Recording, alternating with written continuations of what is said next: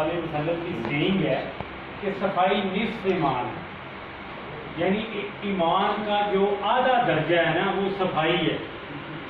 اور آپ اگر اپنی باڈی پہ صفائی لانا چاہتے ہیں نا، اپنی روح میں صفائی لانا چاہتے ہیں، تو سب سے پہلے آپ کو اپنے ارد گرد دیکھنا پڑے گا، آپ کو اپنے ماحول کو بہتر کرنا پڑے گا. اب جس طرح کے ہیٹ کا بہت بڑا پرابلم ہے، تو اس کے لیے ہمیں درختوں کی بہت زیادہ ضرورت ہے.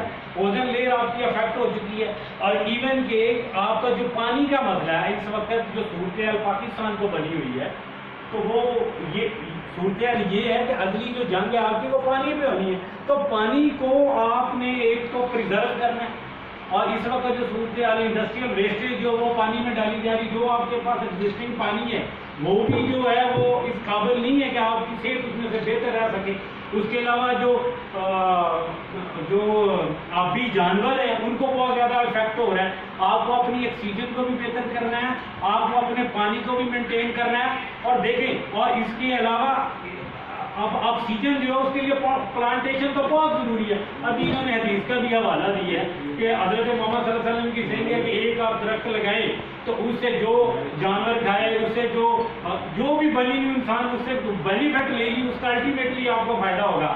لیکن اس کا سب سے بڑا فائدہ یہ ہے کہ اب اگر آپ کے ارد گرد جو انوائرمنٹ ہے وہ بہترین ہے، وہ صاف ہے، تو اس کا امپیکٹ آپ کی باڈی پہ پڑے گا، آپ کے جسم پہ پڑے گا. تو اصل جو اللہ تعالیٰ نے قرآن مجید میں فرمایا کہ کسی بھی انسان کی جو زندگی کا مقصد ہے نا، وہ واللہ تین آیتیں ہیں، وہ والذی ارسل رسول بالہدی ودین الحق لیظہرہ علی الدین کلہ ولو کرہ المشرکین، کہ اے محمد صلی اللہ علیہ وسلم آپ کی زندگی کے صرف یہ ایک مقصد ہے کہ دنیا کے تمام باطل نظاموں پہ میرا نظام غالب ہے.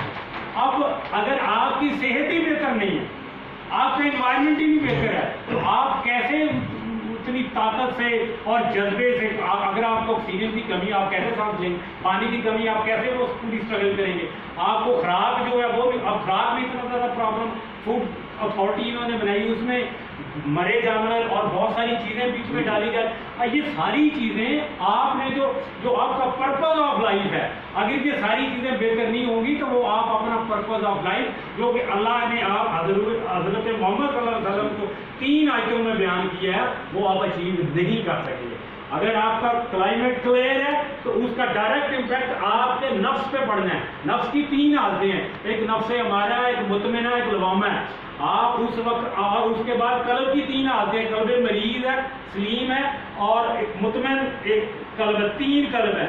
اب نفس ہمارا سے ہم نے بچنا ہے، اور دوسرا قلب مریض سے بچنا ہے، سلیم اور نفس مطمئنہ کی جانب جانا ہے.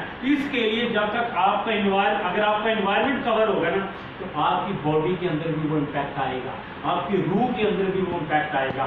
اور یہ جب امپیکٹ آپ کی روح میں آئے گا تو جو الٹیمیٹ پرپز ہے انسانیت کا کہ اللہ کے دین کو غالب کر دو چاہے مشرکوں کو برا کیوں نہ لگے، یہ اچیو ہو جائے گا. اس لیے انوائرمنٹ کی جو انوائرمنٹ میں جو ویکنیسز آ چکی ہیں وہ آکسیجن کی شکل میں، اور وہ درختوں کی کمی کی شکل میں، پانی میں جو ویسٹیج ملائی جا رہی ہے، اس کے علاوہ فوڈ میں جو امپیورٹیز شامل کی جا رہی ہیں، جب تک ہم ان کو نہیں دیکھیں گے ہم اصل پرپز آف لائف بھی اچیو نہیں کر سکیں گے. میں یہی آپ کو بہت شکریہ.